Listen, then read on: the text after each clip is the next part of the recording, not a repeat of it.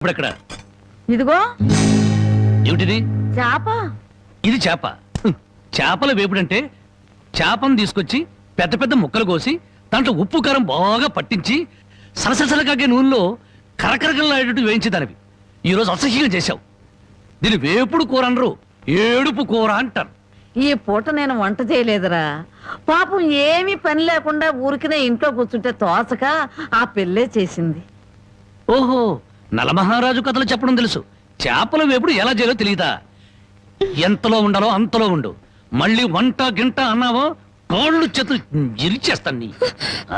ఎందుకురా ఆ పిల్లనట్టా భయపెడతావు? ఒక్కసారి ఈ చేపల వేపుడు కూడా రుచి చూడొచ్చుగా.